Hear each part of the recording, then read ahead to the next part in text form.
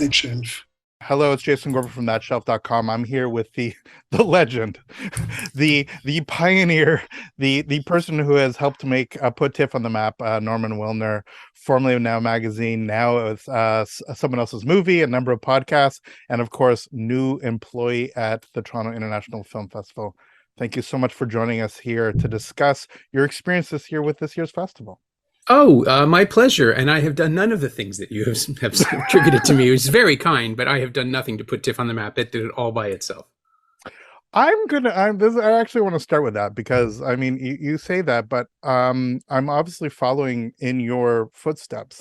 So much of my own TIFF coverage, which started in 1997, was very much shaped by the stuff that you guys were doing. I want to go back to those early days. First of all, when you started and what the Toronto International Film Festival was like for you as somebody covering it at the paper and even before you were at the paper.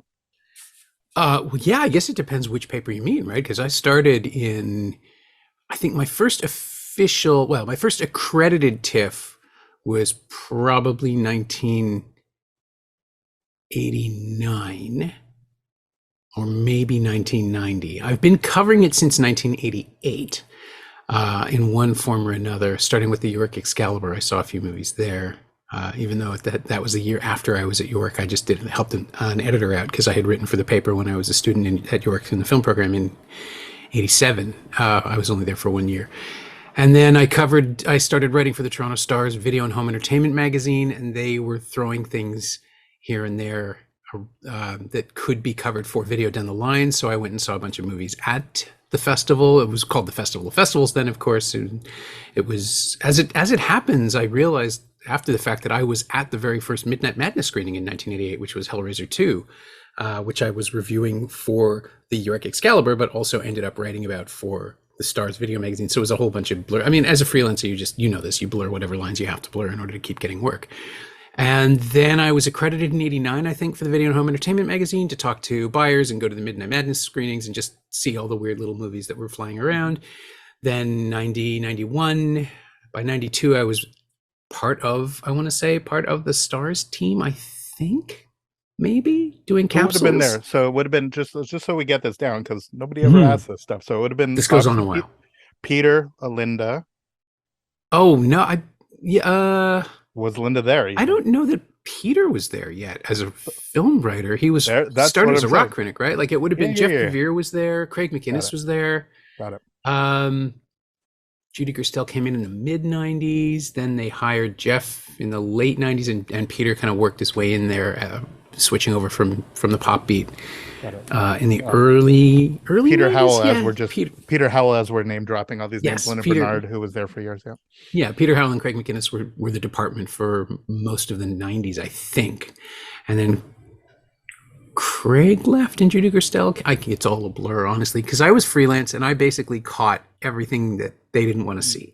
So I was the genre guy. I saw a lot of documentaries. I covered the rep cinemas, and that was my beat. So it was independent film, foreign language film, and midnight cinema, and it was a blast. That was a lot of fun. And meanwhile, I was writing the video column in Star Week and sort of just covering whatever came my way there. So I saw everything. I would, like, the festival would ramp up a bit, but I would use everything down the line because even if it didn't open theatrically, it would come out on video, and so I would cover it there. What did it feel like then? What did it feel like in the late 80s? Because I guess it's turned in the Toronto International Film Festival 93, 94, somewhere around there. So you you were there for where it stopped being its notion was to show weird stuff or stuff that played in Europe. I mean, that was fundamentally how it started. Yeah, well, the original conception was a festival of festivals, right? Like it was gathered from all the film festivals around the world, and it would be the one shot that a lot of those movies had to play for Toronto audiences. And so in the late 80s, when I started attending it, there were no press screenings. They were all public screenings. You got a ticket and you went, or you got a pass and you just got into whatever screening you lined up for. And it was great because all the experiences that people talk about fondly, standing in line for an hour with cinephiles who were just there to see the thing that was from Japan. This was the Japanese movie that we got this year. And it turned out to be something like Sonatine. It was great. It was a lot of fun. I met people, I made friends, I made acquaintances. I think I made one enemy. But it was all about the experience, the flow of going from movie to movie to movie. There were people who would take, that was their vacation. They would take the 10 days off and just live at the Cumberland Four or the Uptown, all of these venues that are gone now, and just sink into whatever was playing. And it didn't matter what. In 89, I had this amazing back-to-back experience of watching For All Mankind blind at the Uptown One. Just walked in. It was the last, I think it was the Saturday. It was the last official day of the festival. And the 6 p.m. was that. And then I was going to stay for the 8 or the 8:30, whatever the next show was of Bruce McDonald's Roadkill, which I still hadn't caught up to. And so I saw For All Mankind, which is this, at this transformative, engineered, not really a documentary about the Apollo space program, on the Uptown One screen, probably from a 35 millimeter. It might have been a 16 millimeter print. I have no idea how it was screened, but it was glorious. It was a wonderful, wonderful experience. And then the lights come up, and I had the pass, so I didn't have to leave. I just got to sit and wait for the next one. And you check in with whoever was. This is how bad it was at the time. This was pre-digital. People just came in and go, "You staying?" And I'm like, "Yep." And they would count how many seats were taken, and that would be the number of tickets they couldn't sell.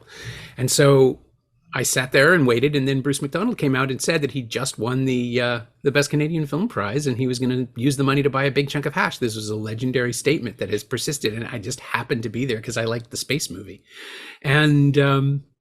And those sorts of things don't happen anymore because everything is orchestrated and scheduled, and I can't even stay for something. I have to run off to the next thing. There's no spirit of continuity and randomness that happens anymore. And I don't know that that's necessarily bad, because audience culture has changed so much now that you would get people fighting over which seat they want, and you would get people rushing the stage to bother the celebrity. Like, all these things that you shouldn't do are now, they're not permissible, but people don't care anymore, and people just push.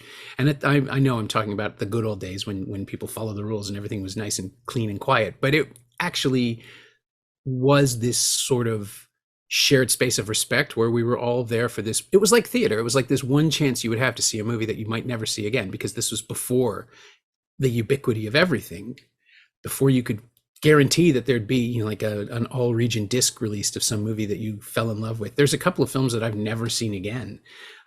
There's one called Sample Mortel, a French film or Belgian film that was at the festival in 92 that has a brilliant concept, and I've never seen it. I missed the screening, and ever since then I've been chasing it and I can't find it. It's just this, I think it's a thriller. I don't honestly know, but the premise was someone starts receiving messages, little simple tasks that he has to follow. Make sure this person doesn't cross at the light. Make sure this package doesn't fall off a bench. Make sure this cup of coffee doesn't spill. All these tiny little things. And then finally they start to escalate. And this was the premise in the book that I remember very vividly. And it's like, kill your best friend, it'll save the world. And either it's a supernatural thriller, it's time travel, science fiction, madness. I don't know. I never got to see it. And that has haunted me for 30 years. But that was the kind of thing where it's like, if you don't see it now, you may never have another chance to see this movie. And the excitement and the courtesy that people provided. I saw somebody give up a spot in line because somebody else badly wanted to see a film from a director she loved. And the guy in front of me, I probably would not have done it because I was there to cover it. But the guy in front of me said, "Yeah, sure, go ahead, take my spot." And that was really sweet and nice. And I've never forgotten that either. I was talking about this earlier. I mean, even at my time, there was a sense, especially for me, because I was very much coming on the outside, of if I didn't see it at TIFF, I was not seeing it. It was that, and which became slightly manic. I would see 7 a day, and still do whatever I had to do. But it was that true sense of discovery. But also, I mean, I've always talked about those accidental films. We get them a little bit when we actually have press accreditation, but audiences don't have what you said, that whole notion of the pass. The greatest films I have seen at any festival are ones that I didn't plan on seeing. That I had a film at 1 and I had a film at 7. I went to the random one at 4 o'clock. Yeah, and that's how I saw Rushmore that way. I saw Son of Saul that way. And I always use that as an example. Repeatedly, I've told this story a gazillion times, but if I would have read the description, student of Bellatar, shot on 35, close-up film about the Holocaust. I'm like, I'm not seeing this. There's no way I'm seeing a Holocaust movie at Cannes. It's going to be terrible. And so this film starts. I don't know what it's from. I don't know anything about it, and I'm having to figure out what the movie is. And that, in many ways, gets lost. That is one of the things that sort of took away. Could you think about other experiences that you had, if there were specific films, additional films that actually had that moment, that real sense of discovery, that real sense of serendipity that you can now only get, weirdly, if you were with a press or an industry pass, where you can actually not be booking your tickets all in advance? Yeah, I can't remember the last one. Wait, no, that's not true. I can remember the last one. It was probably The Squid and the Whale. So to set the stage for the listener, the press screenings usually start around the middle of August. My birthday is the 16th. It's when I say goodbye to my family and friends, or when I used to say goodbye to my family and friends, and disappear into 3-4 screenings a day, sometimes on streaming links at home, sometimes in theaters. In the olden days, they were all held at the Varsity, starting at 10 a.m., and there would be 5 screens going as the different distributors set up their opportunities. And they do a 10 o'clock one day and a 1 o'clock the other day, and so somebody else would cover it all. It would all work out, but the first week was always just this mallet full of films that played at Cannes and films that had Canadian exclusive distribution. So it was the chance for the Toronto Press Corps to get a head start. And there was one morning and this was back in the days of film. So there was one morning where the 10 a.m. I was there to see, I think it was a Quebecois film called Family. The print didn't arrive. For whatever reason, it just didn't clear. It didn't get off the plane in time. And so we sat around until about 10:15, and they said, it's not happening. I'm sorry. Go, fortunately there were 3 films starting at 10:30. Go see something else. And I picked The Squid and the Whale because, it's Noah Baumbach. I like his comedies. And it was short. I won't lie. 87 minutes. That's a great way to see a movie first thing in the morning. And of course, it turned out to be the story of my parents' divorce. And it was just this emotional freight train. And so I sat there for 87 minutes and just pulled into myself. And when the lights came, I was like, oh, that was really good. And it was one of the best films I saw that year. And it's probably still my favorite of Baumbach's movies, just because it is so specific as to feel like he was next door for most of my childhood. And of course, that's the whole point of it, is just he's got a great ear for dialogue and universality and the performances. But to hear like my mother's words come out of Jeff Daniels looking like my father was just bizarre. So yeah, that was the last time, I think. And what was that, 2005? Somewhere around there. So what's funny about that is, from the outside, it was always magical. I never understood how Now Magazine in particular would put out the publication that had reviews of all these films. I'm like, how the hell are you seeing them? Because from the outside, I didn't know about the pre-screenings. Sure. Well, and also too, we had the advantage of John going to Cannes every year and seeing 30 films. So he would come back with, minimum 25, probably more than 30 films that he saw, but the 25 that were opening in Toronto and playing here, he would just spit them out, as he got off the plane, basically from Cannes, just so they'd be ready. Wow. I went in 2008, the year that I took over from him. I suppose he died in December 2007, and I got to take his trip to Cannes. It was the only year I ever went, but I saw 36 movies, and 28 of them, I think, ended up at Tiff. And so we just instantly had a really big preview section, because you combine that with the 40 odd movies everybody sees in those first 3 weeks of press screenings. And we had to put it all together for Labor Day. So anything we saw in August went into the package, plus the Cannes stuff. And I think we had like 75. And then there was one year where we broke 100 in the second issue, and it was all the ones that we'd run previously, plus another 30 or 40 that we gathered the first week before Tiff. And remember, that issue had to come out. The Tiff preview issue had to go to bed the last week of August, and the Tiff issue had to go to bed before Labor Day, because we took the long weekend, because Now was great about that. It was a union shop, and we had long weekends, and that would be it. Like, you would hit this moment on Sunday when everything was put together, and then you'd have to stop no matter what, and you sort of just drift for a day and a half until Tuesday came back around, and you had to start going back to press screenings the 3 days before the festival, or 2 days before the festival. It was an absolute marathon. But this is one of the things about it that is that the film festival for you started weeks before the film festival. So when the actual day of the film festival started, in some ways, a huge chunk of your work was already done. Yeah. I mean, yes. it would then shift into the marathon of interviews and writing. You would still see movies, just not as many. And then in the last few years of my coverage for Now, the focus changed, and we got less interested in banking interviews for the rest of the year and just seeing as many movies as we could, because we were driven by clickbait at that point, or SEO, and we got the most traffic on the review page. So a decision was made somewhere in editorial to just, or not in editorial, it was in management, to just stop doing the interviews and get as many reviews up as we could, which meant that was actually a really grinding schedule of going to see a movie starting at 8:30 in the morning at the press screenings and see as many as I could during the day. It was usually 5 or 6. And between each screening, I would have to write the capsule for the last one and file it and upload it and do all that web garbage, because we didn't have copy editors or HTML people anymore. So I did 1 year, I think 64 was my number, but it was grinding and soulless. And when the movies were good, it was great, but it's exhausting, and it's psychically just so draining, because it's one thing to see a lot of movies and write about them. It's another thing to do that with a clock ticking over your shoulder all the time, and the sense that if you don't do this, the whole thing falls apart. And we could do an entire podcast on just how abusive it was in the last few years to be working at Now Magazine. And the people who stayed longer than I did are both heroes and incredible masochists. And now that it's all over, my heart is breaking all over again for that. But I'm proud of the work I did. I just wish there was a better way to have done it. So going back to the festival itself. So by the 2000s, honestly, I let's see how you feel about this. 9/11 happened obviously during TIFF. So I would like to know your experience on 9/11, as crazy as it is. Because in a weird way, the world changed probably less than I thought would happen after 9/11. Like the planet, how we interact with one another, how nice we are to one another didn't change nearly as much as I thought might happen. But the film festival, I think, fundamentally changed. I think in some ways it if you look at where we're at now, it shifted very much from being something that felt like it was all week to, by the time, if I'm still here on Tuesday and God forbid something happens on Tuesday, I don't want to be here.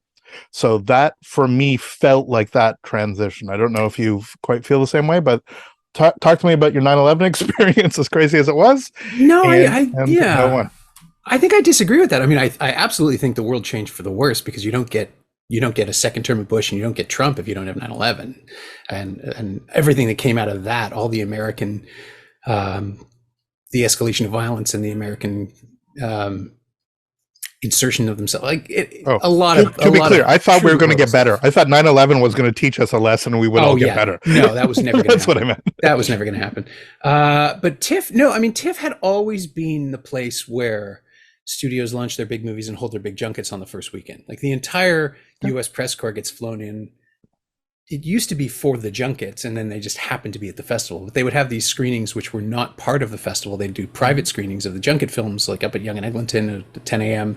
And occasionally we would see them here and there. Stuff like Punch Drunk Love, or Star is Born was another one too. And like those screenings, those junkets, they're held during the festival because all of the press is in one place. And it lets the studios position their September and October films. And those only happen on the first weekend. So TIFF does get quiet after Monday anyway, every year, even in the 90s, this was going on. 9/11 stopped the festival full stop. And I don't know that that any other year, other than those reels that occasionally come up, we commemorated the 20th anniversary last year, I think. Other than that, I don't think it really affected the festival at all. My experience of 9/11 was going to the Sheraton Hotel the Four Seasons Hotel in Yorkville for the Mulholland Drive junket, and watching the first plane hit. The second. It must have been the second, because there was no footage of the first plane.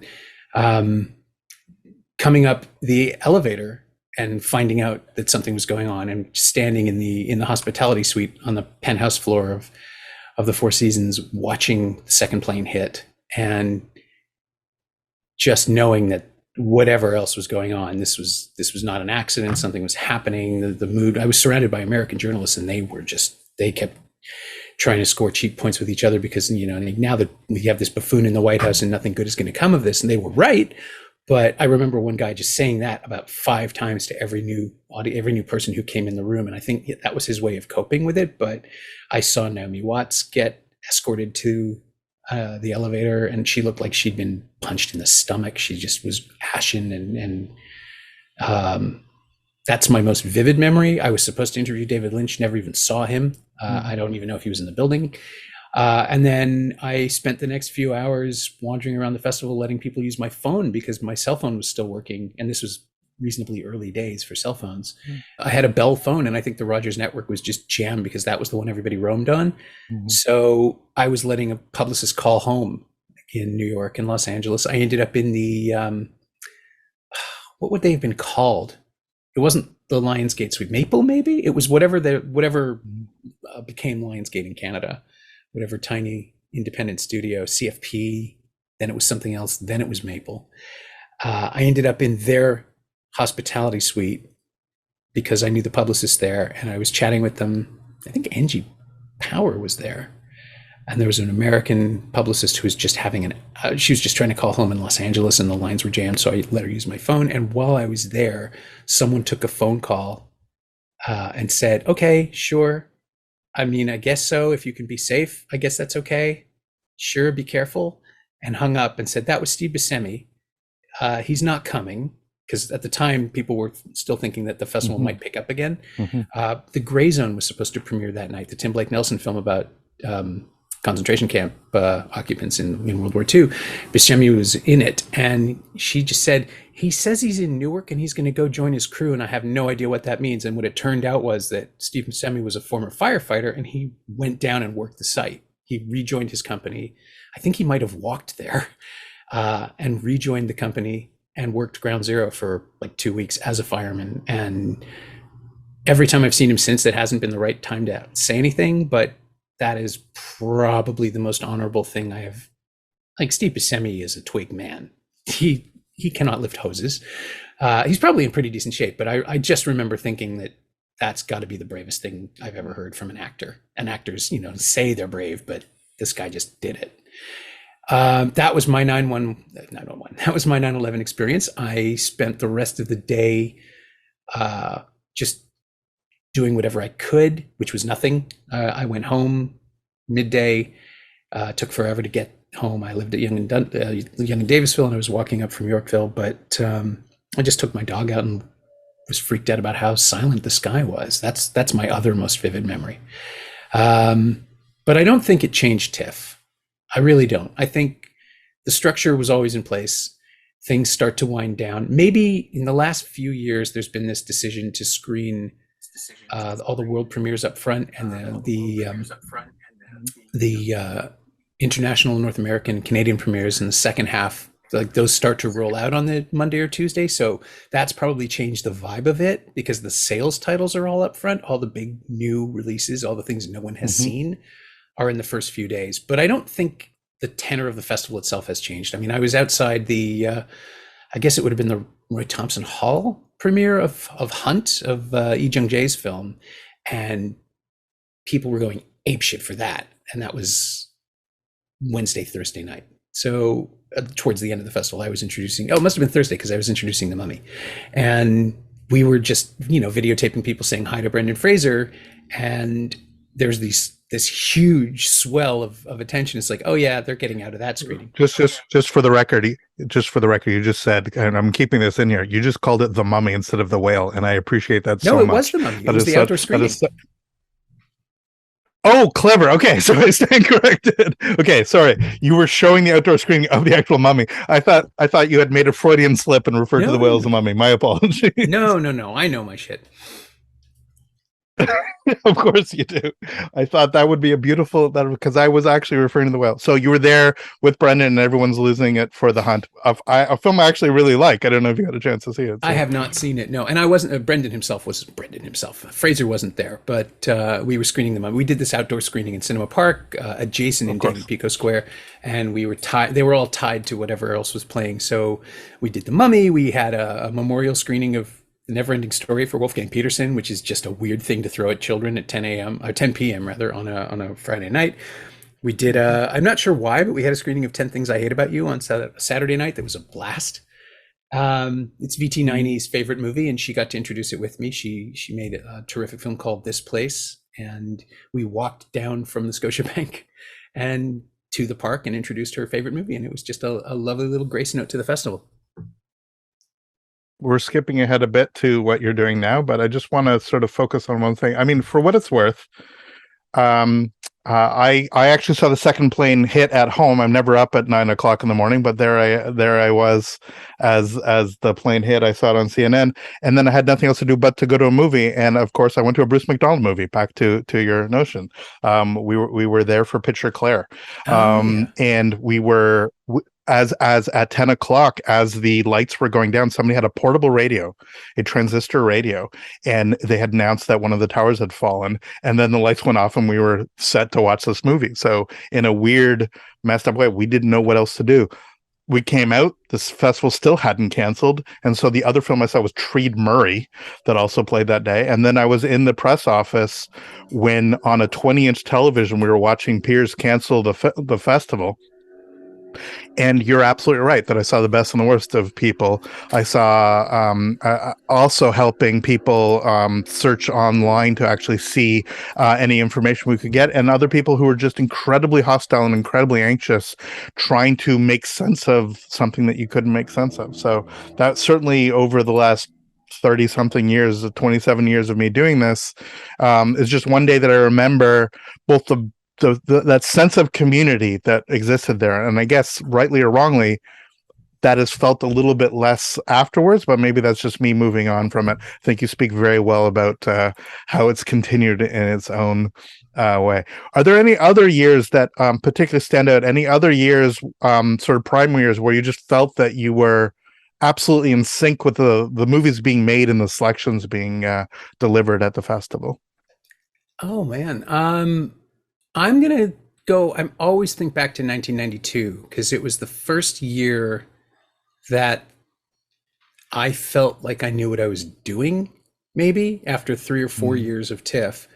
And it was the year of Reservoir Dogs and Strictly Ballroom and Peter Jackson coming with Brain Dead or Dead Alive or whatever you want to call it. It was the year of Man Bites Dog and Night Watch, and I think Night Watch might have been 94, but it was an incredibly strong year for midnight and genre. Hardboiled was here, and The Crying Game, and films that were kind of playing with the elasticity of what cinema could be, with the American indie revolution turning into something slicker and more stylized, and with films like, what's the other one? And also Robert Redford brought River Runs Through It. It was just one of those years where everything was here. Everything was great. There were no duds. I think Sample Motel was that year too. And it was just a constant stream of stuff that was so good that you were annoyed that you had to miss something else that was probably going to be just as good. That was a great year.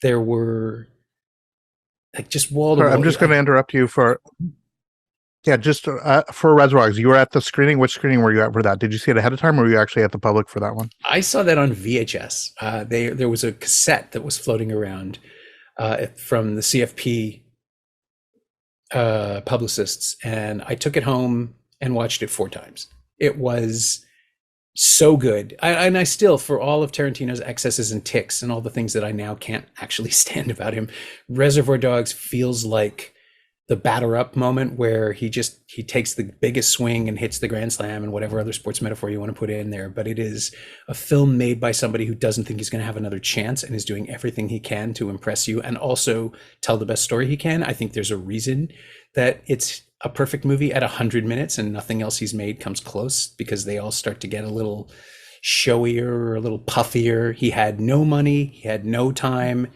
and it just flew. And so I watched it 3 times that night and then once again in the morning, just because I didn't know when I'd have another chance to see it. And it had played Sundance, I think, because it opened the following month. It must have done. We didn't have the premiere, but it felt really seismic that it landed here. And I got to interview him, and I got to talk. Oh, El Mariachi was here too. That's the other one. And just this flood of new cinema that was coming. And it was clearly influenced by other cinemas and other aesthetics, other national moods, but it was just so uniquely of itself that year. The indie boom was just fantastic. Alexandra Rockwell had In the Soup here with Steve Buscemi and Seymour Cassel. I got to hang out with Seymour Cassel for a little while. That was a pleasure. It was a combination of all these great interview moments and all of these terrific films that you were just so excited to be talking about. I want to know how that works. So did you were given the videotape and had to return it? How did it work? Yeah. This is the olden days. This is what screeners used to be like. You would get a cassette. Sometimes you got a DVD in the early 2000s.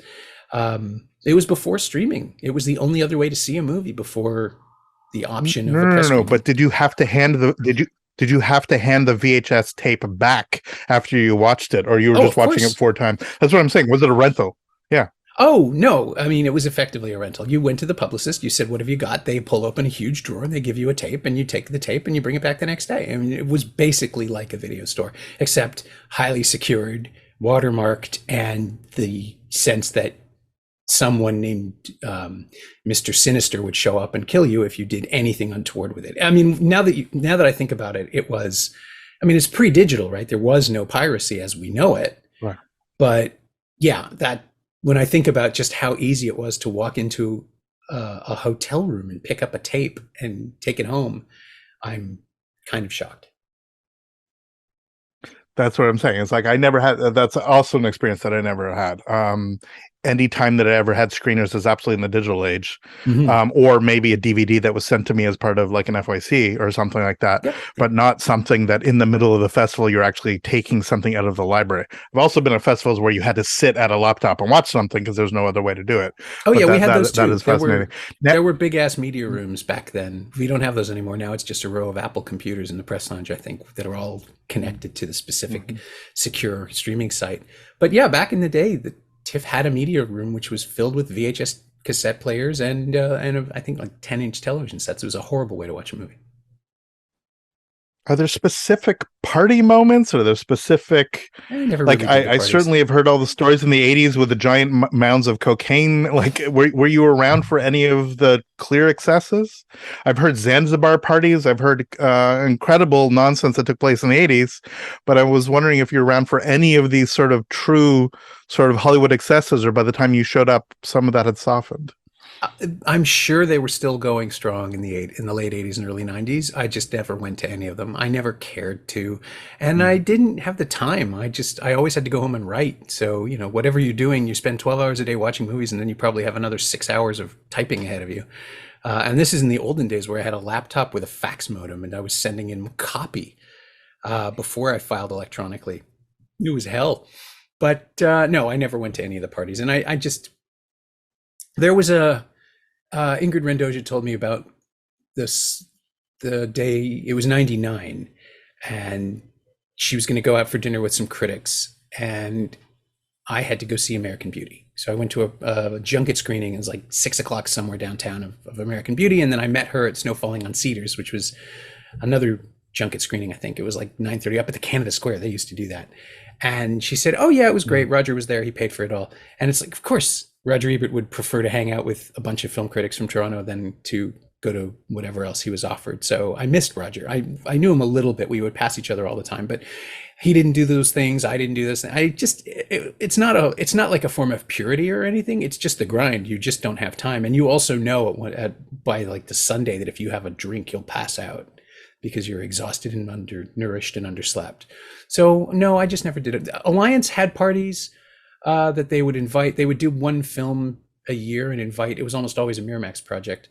They would invite the Toronto Press Corps to like a Monday or Tuesday dinner, and sometimes it would be eventful, and sometimes it would just be a nice dinner where you sit down quietly with everybody.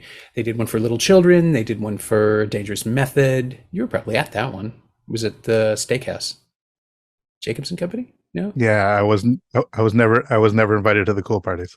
Yeah, that was not a cool party, but it was fun to watch Viggo Mortensen closely observe someone making his Caesar salad next to his table.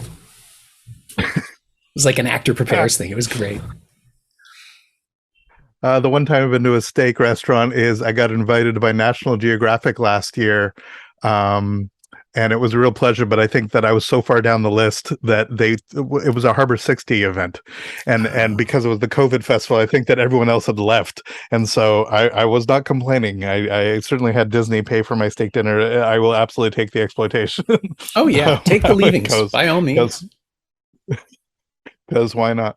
So you talk about, I mean, Miramax is for me a fundamental to so much of what actually took place, because out of Miramax you started getting the focuses, the Searchlights, the other indies, that transition that you lived through from, again, the festival of festivals, iteration of TIFF, to it being the landing pad for the Oscar film, the little indie film. It took place at Sundance, and then it absolutely moved here for the September big splash. If you could talk about that and that transition and how maybe that has changed fundamentally.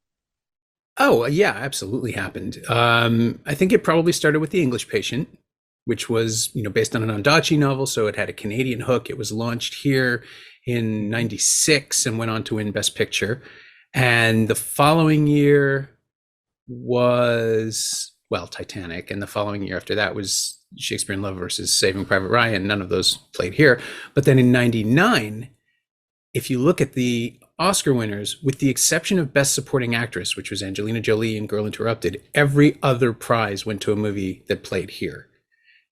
We had American Beauty, which won picture, director, actor, and original screenplay. We had Boys Don't Cry, which won Best Actress. We had Cider House Rules, which won Best Supporting Actor and Best Adapted Screenplay. And we had Life is Beautiful, which had premiered at Cannes, but coming out of TIFF is where I think it got the legitimate juice in North America for blockbuster status, which it ended up getting, right? I think it broke 100 million fairly quickly. It was a big deal for Miramax. And that was when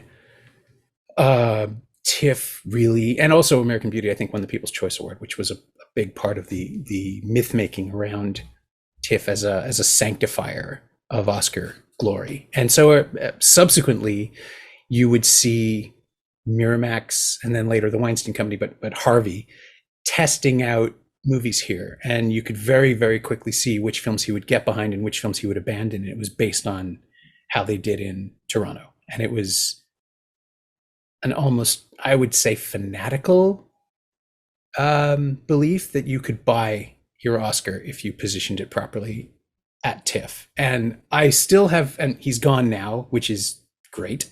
Only met him once. He was blocking a roadway in Cannes and was being really ostentatious about being on his cell phone. And I just kind of said, Christ, what an asshole, and kept going. But not a good person, and did more damage to cinema than I think people are really aware, as well as all the horrible physical stuff and assaults that he did. But I don't know what it did for everyone else, because those boutiques in the 90s were already here. Like Searchlight was established, and Paramount Vantage was here, and Universal had Focus, and all of those companies were rolling, and they sort of followed the model. But if you're going to open if you're an American distributor and you're going to open an awards film, you're going to bring it to TIFF. And if you're a European distributor and you're going to open an awards film, you're going to bring it to Venice and TIFF. And then later it became a thing about exclusivity with TIFF and Telluride all jockeying around. But I am thankfully not part of those conversations and hope never to be. And it's exactly that, is that it feels like TIFF was it, and maybe that's naivete after the fact. Like for many years, Venice was simply not in the same marketplace, and Telluride was not playing the games that it ended up playing. But certainly during the last decade, as you saw the diminution of the Harvey's power, you equally saw better programming decisions at Venice and an overt competition with Telluride. What did world premieres mean for you during your journalistic career? I mean, it was great if you could get an interview because it meant you were talking to somebody who was fresh.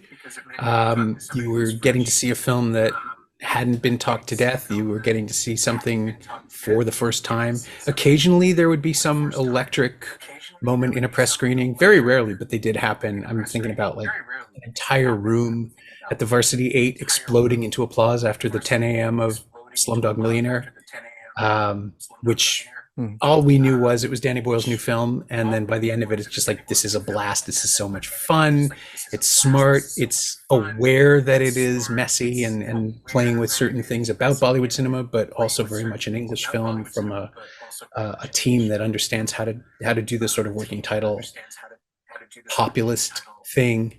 It's beautiful to look at, and that won the People's Choice Award, and then just went juggernauting straight towards the Oscars. And the story goes that because it had been dumped, Warner Independent Pictures produced it and then dumped it on.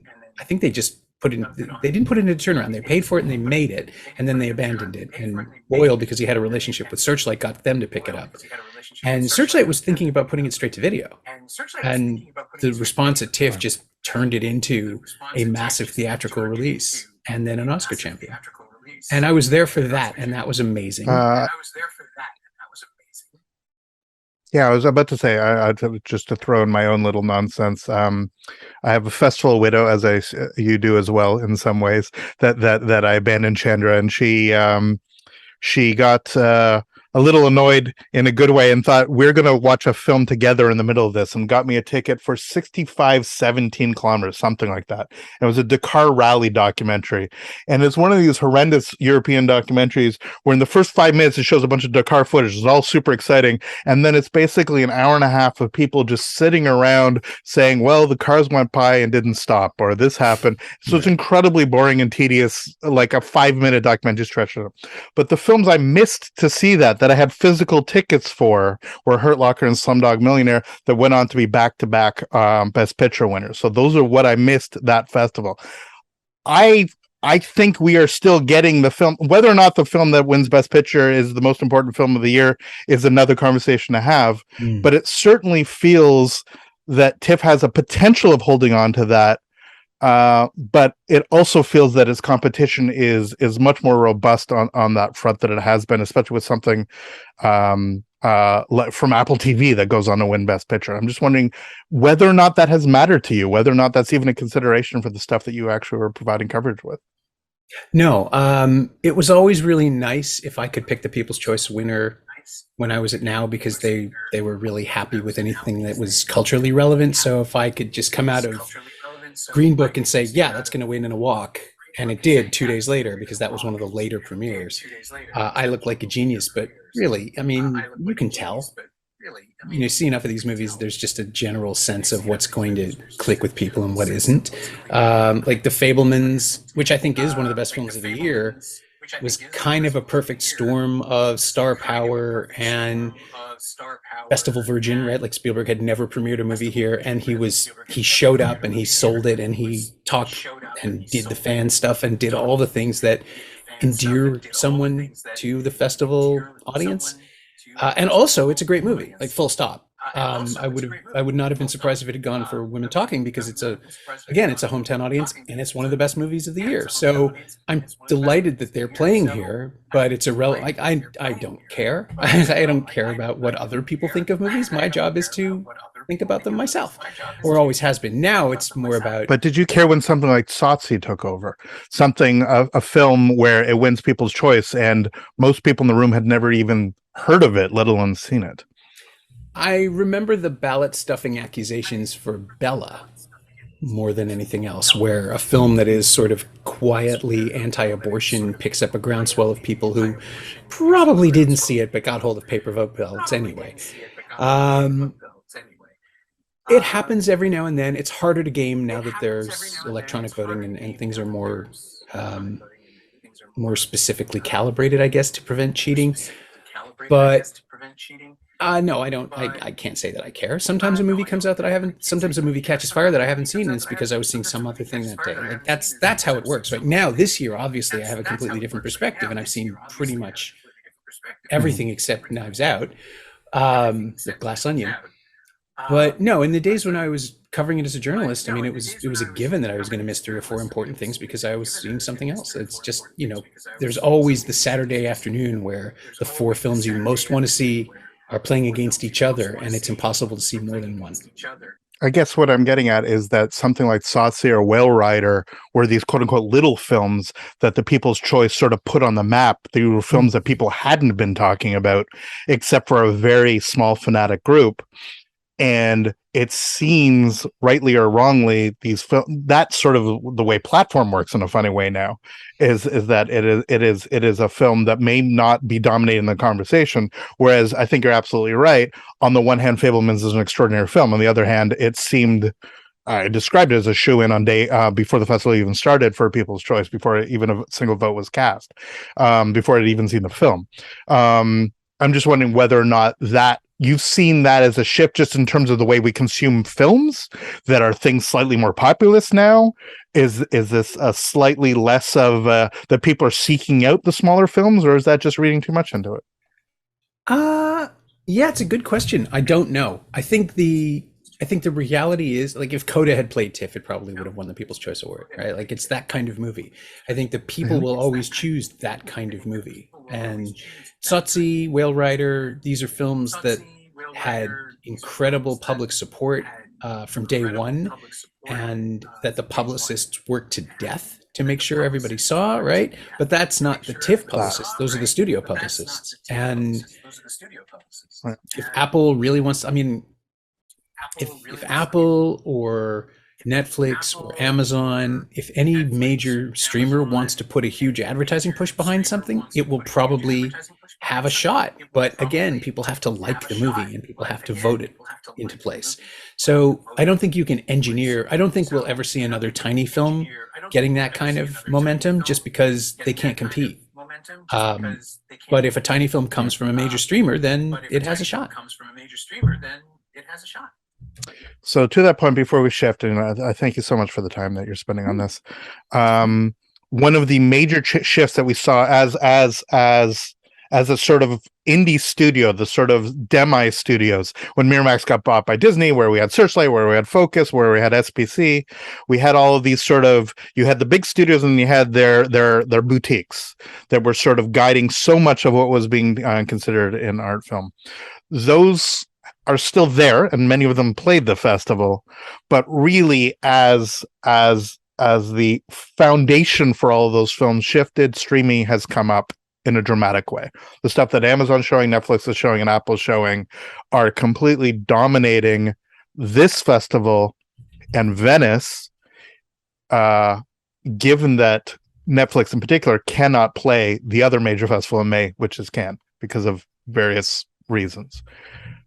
How did that shift your perspective of how cinema is and how TIFF has actually played that out? The streaming game, the type of films that now are going to end up on streaming. Well, I mean, obviously, it just feels like every streamer wants to win Oscars to prove their legitimacy, right? To prove they can make movies just like the studios. And what you see are huge budgets being thrown at people with the hopes that they'll deliver something like that. I think Cuarón's Roma really turned the tide by not just being an exceptional piece of cinema, but also by winning awards and being embraced critically. They had a the 70 millimeter release. It was a landmark, never before tried experiment for Netflix. And ultimately, I love the perversity of a man taking money from a streaming service to make a film that really needs to be seen in a theater and that depends on total immersion. And then everybody else is trying to do the same thing. I know that Inarritu has his film, the title which keeps escaping me, but that's going to get a large format production or release or something. And that led to the same competition that used to happen with the boutique distributors, where everybody tries to get the next thing that did the thing before. But there's only one Alfonso Cuarón. So you get this knock-on effect of a lot of money being thrown at a lot of projects with the hopes that one or two of them hit. I don't think Apple ever expected Coda to go all the way to the Oscars when they picked it up, but it's exactly the kind of film that goes right up the middle when everything else is very specific and very partisan's the wrong word, but the other films that were in contention this year had their fans, and there wasn't a lot of crossover. Coda is this great middle of the road picture. I said at the time, like, this would have been an Oscar winner in 1977. It just feels like that kind of movie. It's a simple, timeless conflict, and there are a lot of old people in the Academy, and it just clearly connected with them. Whether that changes the way movies are made, I don't know. I don't think it does. I don't think it's ultimately going to change a lot. What we're seeing now is that the mid-range pictures that used to be released theatrically were produced for HBO Max, say, and then that ended. And so now there's going to be a lot of pickups by Apple, Netflix, Amazon. You can find a mid-range movie on any one of those streamers as a world premiere, basically, because that's where they go. But now that people have home theaters that they can convince themselves are as good as going to a theater, and we've siloed off theatrical for IMAX, 3D event, Marvel, Transformers, like something that in your mind justifies the cost of a ticket. More and more of these smaller films are just going to go to streamers by default. And I guess that's okay as long as the streamers keep bringing them to film festivals. But I mean, the world we grew up in, where you could go to a 12-screen theater and see the new Noah Baumbach, that's never going to happen again. That's over. One thing that's also not quite over, but certainly under challenge. I mean, you mentioned the Best Picture winner of 1977 that could have won.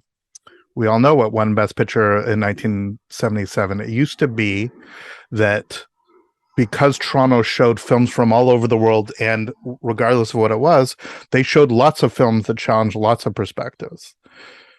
Do you personally feel that Toronto has reduced its scope in films that may be compromising of some of its other missions, some things that might be challenging to general political views, and simply will not screen certain titles and certain films from certain directors because of changes of ethos and attitude in a way that they would have played 10 years ago, or at least at the beginning of your career covering Tiff? And do you think that's a bad thing or a good thing? I mean, well, certain directors. Who do you have anyone in mind particularly? Well, 1977 Oscar Best Picture winner went to Annie Hall. Oh no, 77 was the year. I was thinking Rocky. Fair enough. But I don't even know that Woody Allen is submitting anymore. I have no idea how that process works. Certainly it didn't come across my desk. I don't know that I would agree with the premise, because I've just spent 10 days introducing movies from Nicaragua and the Pacific Islands and Australia and New Zealand. One project called We Are Still Here, which is about a project of 10 Indigenous filmmakers telling stories about or inspired by the arrival of Captain Cook 250 years earlier, and that's all about colonization. And the Nicaraguan film Daughter of Rage is about is the first film from Nicaragua, first feature film directed by a woman in Nicaragua, and it's about the way that economic pressure and misery trickles down directly on the residents of a shantytown just outside the largest landfill in I think Central America, might be all of South America. But it's these are films that obviously they don't get the spotlight of an Empire of Light or a Fabelmans, because they don't have studios behind them, but we're still playing them and we're screening them for packed houses, which was kind of wonderful. I introduced dozens of movies that don't have distribution yet. I run an industry select series that's trying to get distribution for some of these movies. And the one pickup that we had, I don't run it, I'm the programmer. And the one pickup that we had was a British film called Blue Jean about a closeted lesbian phys ed teacher in 1987 England, which is absolutely relevant to the present day situation facing trans people and just generally anybody queer in the UK right now, because things are so hostile. So I don't think that certainly to my knowledge, we aren't excommunicating anybody, and we're not receptive to things. I do think that there are some sales agents and distributors who would rather not have the attention to a given filmmaker who's perhaps radioactive at the moment, culturally or otherwise. But it hasn't been anything that I've been made aware of, and I can't speak for the organization because I'm not one of the programmers there. I program from the official selection, so by the time they get to me, they're already selected.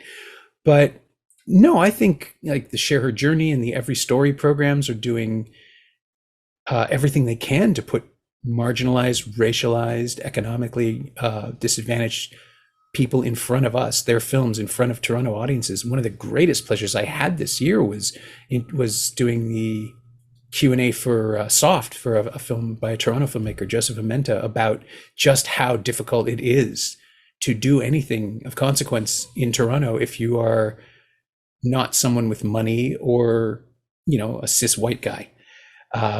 There's a lot of movies about that this year, and they're all coming up through the Telefilm Talent to Watch program, which I find absolutely fascinating. And Canadian-wise alone, we're seeing incredible work, but globally too. And I'm really happy to see a lot of the films that we've showcased find audiences, if not distribution yet, and get rolling. That sounded like a really political answer. Like, I'm trying to be careful, but the truth is, no, and I guess in a funny way, I think all of that is exactly how TIFF has situated itself to its benefit. But what TIFF is not doing is showing the new Polanski film that wins the second biggest prize at Venice. It is not showing the new Kim Ki-duk, which played Venice. Now, should we be reading anything into that? You use the word radioactive, I think that's fine. There was a time where TIFF would play radioactive and non-radioactive, would foster and show whatever. In other words, it would showcase, and in a very fundamental way, not define itself by its programming, but define its programming based on allowing audiences to experience the vastness of world cinema. There's far fewer films to pick at the time, but nonetheless, it feels from the outside that something like Tar is going to play Venice, but it's not going to play Toronto because of its ethos more than its caliber of a film. I'm just wondering whether or not you have a sense of that, or is that people reading too much into programming decisions from your perspective as a journalist, not as a TIFF employee?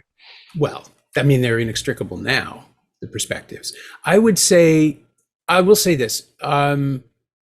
In the 6 months that I've been at the festival, about 70% of what I expected has been proven out, and the other 30% is stuff that I'd never even considered. There are questions of exclusivity. There are questions of limitations and windows and opportunity that factor into a lot of decisions that I wasn't aware of before. And I would say this probably falls into that 30% of, we don't really know what's going on, but it's easy to make an assumption based on what we do and don't see. I will say, like, Venice has been booking Polanski pretty consistently, and I have to wonder if there's an exclusivity thing there, that we aren't allowed the option of programming it, or even because Venice and Toronto, Venice certainly, I mean, you saw the interview over the Fabelmans, they see themselves as our competitor. I don't think we perceive ourselves as Venice's competitor, but they are very much entrenched in doing things a certain way, which means regarding the world a certain way. And I think part of that is everyone else is against me, so I have to just keep doing the thing that I do. And that's not a great attitude, but it defines a lot of the landscape for the fall festival season. Is it a better thing or a worse thing that certain titles are playing elsewhere but not playing Toronto? I guess is what I'm getting at. Yeah. Is it simply that there's still 200 films and that we're just looking for conflict where there doesn't necessarily need to be? I honestly don't know. I don't know if it's better or worse. Those films will be available regardless. I know personally that I didn't miss them. We also don't have the Paul Schrader film, which, he's problematic in a different cranky way because everybody loves him. Sometimes it just comes down to scheduling. Sometimes it just comes down to things that are ready and not ready. And sometimes it just comes down to someone else entirely, like a sales agent that would rather play Venice because it's better for international sales than playing Toronto, where you basically court North America and maybe get lucky with the territories with a film like that. I don't know what drives those decisions. I have had conversations over the last few months that have convinced me that I never know what to expect with when money comes into it, when people start thinking about the prospects for a film. That changes everything, because I've never had to worry about that stuff before. I've never had to factor in, but this might not do well, but at least we'll have it at a film festival. Like, that's not enough for some people. They want the sale. They want something else as well. And maybe that drives it. Maybe it had nothing to do with Venice at all. It was just a question of Europe, right? Like, I don't presume to speak for every single sales agent, and there are thousands of them. But So, and this leads to our final mark. Here you are at TIFF now. Congratulations once again on the position. Thank you. How has you had decades to build a view of what this film festival was? What for you was the biggest surprise, revelation about being behind the curtain, about actually being one of the people there helping shape this conversation? Okay, you're going to hate me for this. The biggest surprise is how easy it is to work the festival when you're not covering it. It took me, we've had this conversation in the hallway, and I know I've told pretty much everybody else I ran into this past week. When you do not have the anxiety of being turned away from something, when you don't have to rush a movie in the hopes that you can see it so you can meet a deadline in 3 hours on the other side, when you don't have to stay up an extra 6 hours every night writing some stupid trend piece about the 3 movies you were lucky enough to see, which then creates a trend, when you are not making your health actively worse as a journalist because someone has convinced you that you're the only person who can do this, and if you don't, the world ends. When you're just going from event to event, introducing films, having Q&As with artists that you have admired or even adored for decades, when you get to sit on a stage next to Bill Nighy and watch him play a crowd, it's euphoric. And what I got to do this year was be on the other side of the audience and watch the audience receive things and get really engaging questions from people and talk up a movie that would otherwise have gone unnoticed. Every year, for the last 15 years probably, there would be a moment towards the end of the festival when I would be in the Lightbox or the Varsity or the Scotia, whichever big venue was playing more than one movie, and I would pass, it would be Cameron or it would be Piers way back when, or Kiva. It happened Kiva for like 3 straight years, Kiva Reardon, who's now working in Los Angeles, Barry Jenkins. And I would say, what isn't getting enough traction? What movie should I be watching right now? What are you upset about that's getting overlooked? What is making you sad? And every single time someone would tell me something that I had never heard of. Small film, documentary movie. Kiva mentioned High Fantasy that year from Jenna Bass, who's a remarkable South African filmmaker who's gone on to just completely defy the expectations of that first film. Cameron told me about, I'm going to get the title wrong, but it was a film about a documentary about the people in the shrimp harvesting industry who are effectively like enslaved workers. I can't remember the title, but I would find them, I would watch them, and they would always be right. They would always be, shit, why didn't I see this? Why didn't I know about this? And the answer is nobody but the programmers was talking about it. And this year I got to be the person who banged the drum for 4 or 5 films. Some of them were Canadian, some of them weren't, but I got to put them on people's radar in a way that wasn't possible. And then I ran into somebody outside the Scotiabank Friday, maybe, or it was Thursday or Friday. I was on my way. I left the theater out the side exit because it was faster to get back down to the Lightbox to grab my stuff for the outdoor screenings. And I ran into somebody who was unlocking her bike, and she said, "Oh yeah, I just saw Soft and I loved it. Thank you for that." And it's the best. Like, it is the best feeling to point at art and have people watch it, rather than, please don't see Transformers 5. It will only take your time away and your money, and it won't give you anything. The one thing I can guarantee you is, so long as I'm a TIFF, we're never going to screen a Transformers movie. Probably because they're summer films and we don't get the option. But I will also fight really hard against that. But it's been wonderful to be trusted by the audience that way. By having people, we have these things where we talk to the members in the lounge about what they might not have seen yet. And someone on Saturday or Sunday, must have been Saturday, was telling me they were going to go see Driving Madeline because Jane Shuller was so high on it. And I hadn't seen it yet. And it's like, oh, that's right. There's stuff out there that I missed. But they were so excited about it. And then I assume they liked it. I heard the screening went well. I know it's been playing really well. But things like that remind you that you're just ultimately part of the larger conversation about movies, and festival itself is just one place to have that conversation. And every movie ever made is somebody's favorite movie, and every movie ever made is the movie somebody hates the most in the world, and we get to be in the middle and watch those things happen. And it's been it's been exhilarating. And it was, every intro is a little burst of adrenaline. Every Q&A is a little hit of dopamine. And I managed to go through 10 days of, very little sleep and irregular meals at one sit-down dinner in the entire festival. And I had a blast. I had the best time because I got to do it from a position of advocacy and positivity. And there's always a point at TIFF. I know you all think I'm this incredibly even-tempered person.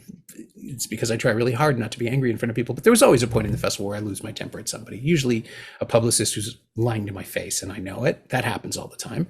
Less this year.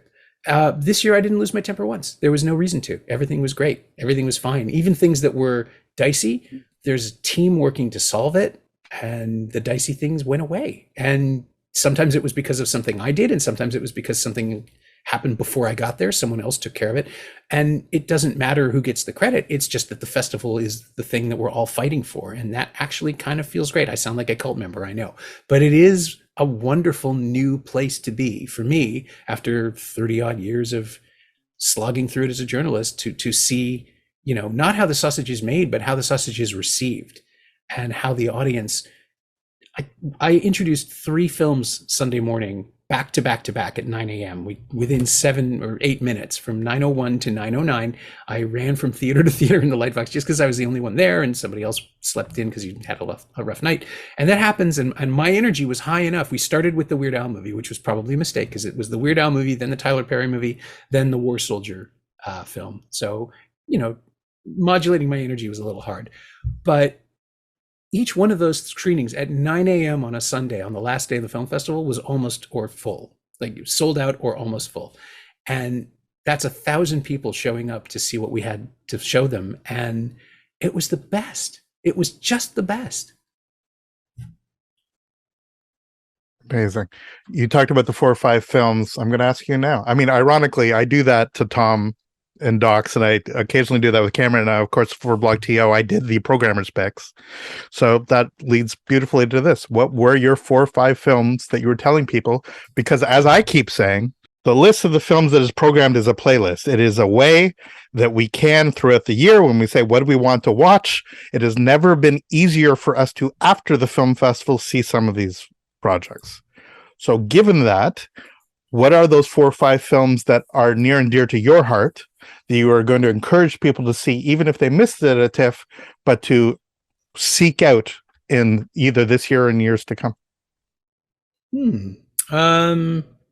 I could just do a run on Canadian films. It's been a great year. I Like Movies. Chandler Levack's film. I mean, Chandler's a friend, but she's made a terrific first feature. This Place by VT90. 90 is now a friend, and she's made a terrific first film. Queens of the Qing Dynasty from Ashley Mackenzie. It's her second feature. She made Werewolf a few years ago, and this is another film about marginalized characters that approaches the people on the screen with incredible empathy. What else was there?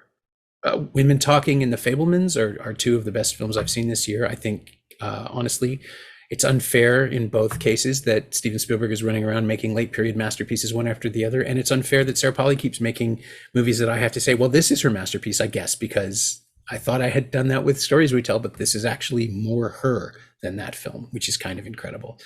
There was a double bill, Christian Mungiu's RMN and a film called Snow and the Bear, which is sort of a parallel to what Mungiu is doing. They're both about small Eastern European cultures. Both about bears. Well, there's bears around. They're both. They are, yeah. But they're both about small European cultures dealing with extremely intense bouts of xenophobia and sort of a tip towards the national mood in both of those cases. What else? I'm sure I'm forgetting something. Until Branches Bend, Sophie Jarvis's film starring Grace Glowicki. It's about a woman, a pregnant cannery inspector in the Okanagan Valley who becomes convinced that she's seen an invasive beetle that will spell disaster for everyone, and finds out that nobody at the orchard wants to hear about it because that would just mean they'd have to do something. Sophie wrote it years before COVID, but boy, is it relevant right now. And also it's kind of this great spin on, it's like a landlocked version of Jaws, because everybody except for Grace's character is Larry Vaughn. They're all the mayors. They're all the mayor. They're all trying to pretend it isn't a thing, and it's kind of wonderful that way, because Jaws, of course, is a touchstone for all time. I'm pulling up my calendar here to see what else it was that I saw that I really loved. There's so much, and I've seen. I'll say this. I know this is obnoxious. You used to be able to trash a film. If you hated it, you just hated it. Are you now in a position of trying to find the nice things to say about a thing and being much more politic in a way than you have been over the last 30 years? No, I don't think so. I think cool. Which isn't to say that if I didn't introduce or Q&A something, I hated the film. I wanted to do plenty of things that I didn't get to. It's just a question of the schedule. But no, I mean, if I was lucky enough, and the things that I saw that we outright hated just didn't get programmed. So I felt good about that, through no fault of my own. I didn't have to be in that position this year. And you can wonder about whatever other movies that are opening this month that you want to wonder about. But yeah, I've been pretty lucky. I haven't had to be on stage with anybody and pretend to like their film. Do you think that's going to be a challenge for you? Do you think that, given your brand is honesty, your brand is to tell it like it is, that you will be put in a position as a programmer occasionally to be showcasing something which is not your favorite? You this is not the first time you've been in front of a stage doing any film. You don't necessarily select the secret cinema stuff, I assume. I do. There's got to be some titles that work for you better than others. Well, there you go. I stand corrected. But with the way that you see where I'm going with. Yeah, the way I would approach it is, I mean, it's probably inevitable. I'm going to have to fill in for somebody for something I didn't like. But maybe the way to do that is then just to throw it to the audience really quickly and let them ask the questions, because that's a good way to take myself out of the equation.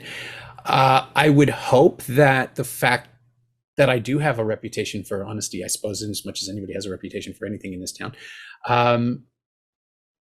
I think that would probably mean that if I am programming something, it's because the audience will understand that I'm not just taking something as a favor, and that I'm doing my best to put the things I believe in front of an audience. But I mean, I'm not the only programmer for anything, right? Everything is collaborative. So there are things that I like that might not be supported by other programmers, and there are things that they like that I might not support. It doesn't necessarily mean that I have the power to stop it. In fact, I'm pretty sure I don't.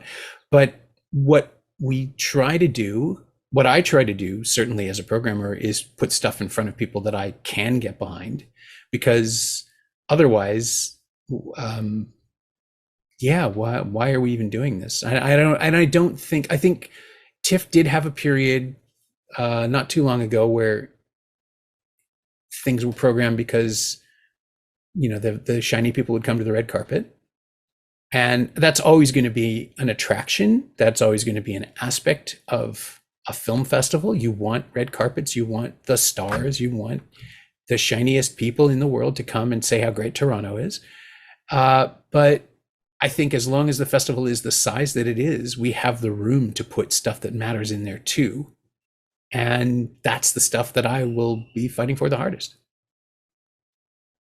But you haven't found yourself in any way silenced from having to have an opinion? No, of course not. Well, it's not, and of course not. You are now in a position. Let's put it this way: there are lots of films that are my least favorite films of the year that I would program the hell out of. I always use Blackfish as an example. I despise that documentary. I think Blackfish is just horrendous. I would program the hell out of it. I thought The Poitress is a mess. Look, it won Venice, and lots of people, it was their favorite documentary of the year, one of their favorite films of the year. Still haven't seen it. So I on the outside delineate between what I would program and believe an audience can engage with and should engage with, whether or not I liked it or not. I'm just wondering whether you've gone through this a similar kind of bifurcation between taste and presentation. I haven't had that yet. I see what you're saying. It hasn't come up just because, again, with the digital program that I did put together, it was taken from the official competition, and I was perfectly happy to reach out to the films that I reached out to, the 24 films. I'm actually quite proud of the lineup that we built, although I was hoping for more. It was a good representation of what the festival has to offer. Obviously, we were never going to get films from Netflix or Amazon or Apple, and we were never going to get the galas because they want the in-person. Everybody was so excited about in-person this year. It was really hard to secure the number that we got. But no, I feel pretty good about that. And I guess I've programmed some stuff at Secret Movie Club that may not have been my favorite movie, but certainly played well with an audience, and that I was happy to conduct the Q&A with afterwards, or happy to invite the filmmaker there. I don't think I've ever programmed a dud or something that I thought was a dud. There have been films that people, we screened the last in-person we did before the shutdowns was Never, Rarely, Sometimes, Always, and which I thought was one of the best American movies that year, and maybe in a long time. And on the way out of that screening, a woman just stopped and looked at me and said, "That was disgusting." And it's like, well, okay. So that happened, but I stand by my decision. And 10 a.m. on a Sunday is a pretty rough time to put that in front of people, but we told them it was going to be a hard one. And then more of them liked it than didn't. So, that's a win. But that's the kind of thing we get to do is put something in front of people and say, I like this, maybe you won't, but at least, we can see it together and form an opinion after the fact. And we can bring in the filmmaker to talk about it. They zoomed in from Berlin, which was a lot of fun. But it's still a question of believing in the things that I'm putting in front of people. And so far, I've been able to do that. And then the last question, I guess, is a fundamental thing that maybe from the outside. When you're watching a film for review, inevitably you're looking through it through one lens. Is it so different for you? Are you now seeing films in a different way? Asking simply the fundamental question, should we program this or should we not program this, versus am I liking this or am I not liking this? Or is that still very much one thing? The process of programming is that because I was going to assemble the digital lineup, I basically rode shotgun on a lot of screenings for films with the possibility of. And so I sat in on a lot of screenings, and then eventually they started asking me to just tell them what I thought. And so I would write these little notes, which were effectively capsule reviews. So it was my opinion, along with it has this and this and this, and maybe this is enough to make it appeal to a mass audience, but I would think about this factor or that factor. So I'm contributing that way, but I think it's still a synthesis of my opinion and my expectations. I think that's one of the reasons they hired me, was to have a different perspective on programming. And hopefully I'll get to do more of that next year, because it was actually a lot of fun. Are you optimistic about the festival, and you're optimistic that this is going to be your home for a while? Not another 30 years, but certainly for the foreseeable future, that you see yourself now as being home at TIFF? I think I do, actually. I don't think I have another 30 years in me, the knees alone. But I think this is what I've been saying to people who've been asking, what's it like leaving now to go to TIFF? And it has been incredibly easy to adjust, because basically I came out of now so broken and so miserable that anything pleasant would have been a welcome change. And instead, it has been a genuinely collaborative, genuinely supportive, just a really nice place to work. And everybody who's joined this year has had the same story, which is that, we heard things were pretty tense, and the festival had a lot of anxiety in its energy in the last few years before lockdown, before COVID changed the game. And I honestly think, and this sounds like such a kiss-ass thing to say, but I honestly think that Cameron, as CEO, Cameron Bailey, who I've known for like 35 years, has made an effort Now to make magazine things writer better. Cameron Bailey. Yeah. I mean, I technically replaced him too. Like, I took over the critic's job from John, but also Cameron, who had filed his last pieces just a few weeks before. Just the way it worked out, I was replacing both of them, which is probably one of the reasons I let the job eat me the way it did, because I was just told from the very beginning that I was going to work myself to death. And I said, yeah, of course I will, because it's a job, and it was the best job, and it was for a few years. It was the best job, and then it really wasn't for the very long time that I was still there. And now I think I have the best job again, because I get an email at 9 o'clock at night that says, "Hey, we have the Spielberg at 8:15. Can you come in and see it?" And I'm like, I could stay up all night and come in right now. Like, you tell me. I'm excited to go to work. I was going to say again, but I don't know that I ever was before. But yeah, it's been great. It's been really great finding out that you can do this, that you can pivot and have a new,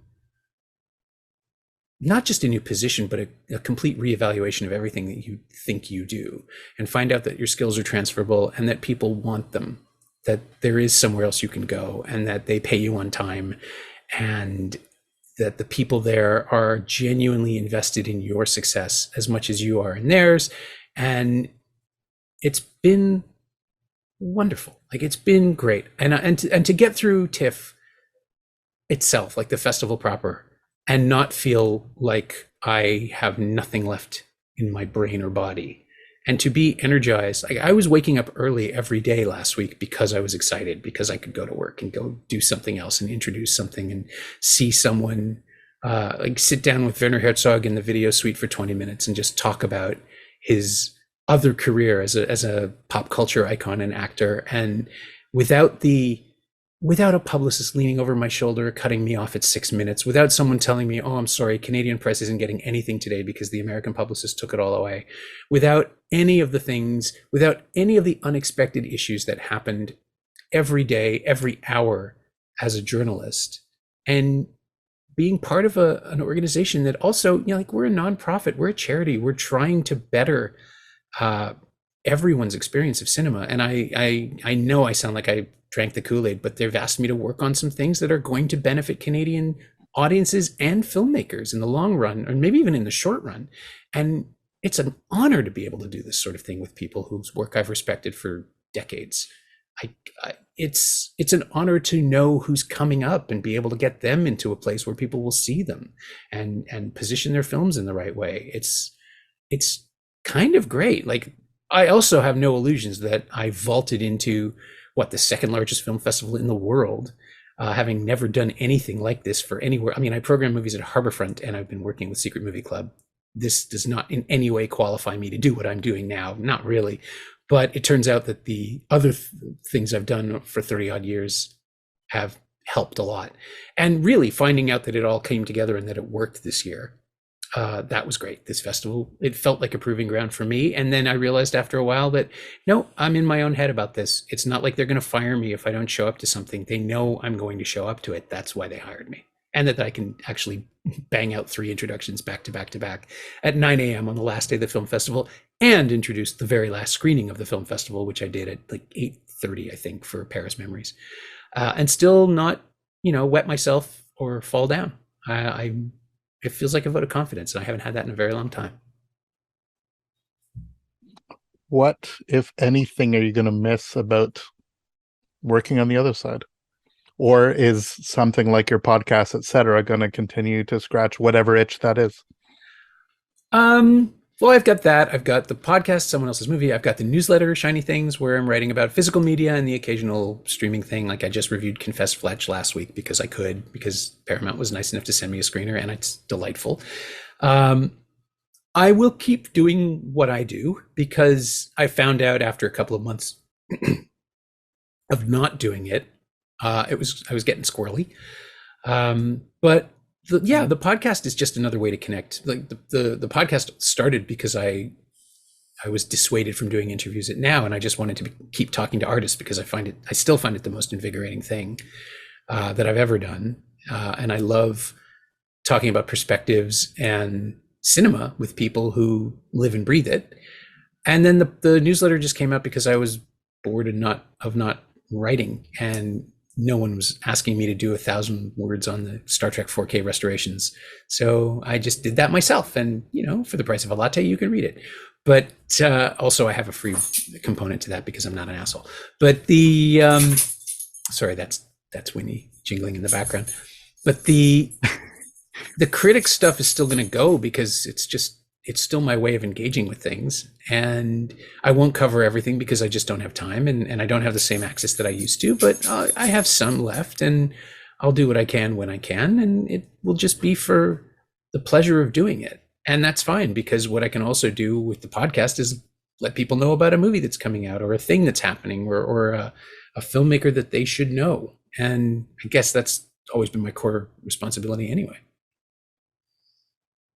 I was going to say, so on a fundamental basis, it's very amusing for me on the outside to think that you think you were not prepared for this, but I can't think of anybody who has worked in this field, in this city, who is more prepared to help shape TIFF to the future. I think that everything you bring to this, honestly, as somebody who's been very cynical and very cautious about a festival which is beloved to me, that the fact that you were reached out to has meant the world to fans of the festival and fans of yourself, to say, oh, this is a really smart decision. Bringing your voice into this and everything that you bring to this has been really, really remarkable. So I'll simply state that for the record. Very, very last thing, over the decades you have here, can you give me a couple titles that mean Toronto for you, that mean TIFF, and a couple interviews that, if you had to sort of look back on this remarkable career, that you can point to, those are the people that you met that still resonate, those conversations that you had that absolutely are stuck in your brain? Ooh, wow. There's so many. Peter Jackson for Meet the Feebles. We met in a hallway for Meet the Feebles, I think, and then I sat down with him for Brain Dead and Heavenly Creatures. And who has always been the person he is. Like, he's a complete wonk for tech and foolishness. And it's been a pleasure to see him succeed at his scale, and also frustrating because the Hobbit movies.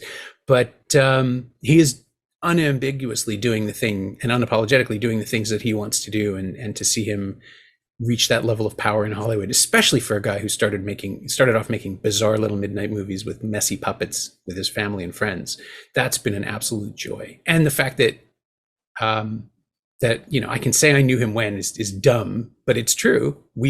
Toronto is one of the reasons he is who he is. He was launched here, and I think that's something that the festival is very proud of, and I think it's definitely something that I'm delighted to see over the decades as he's evolved.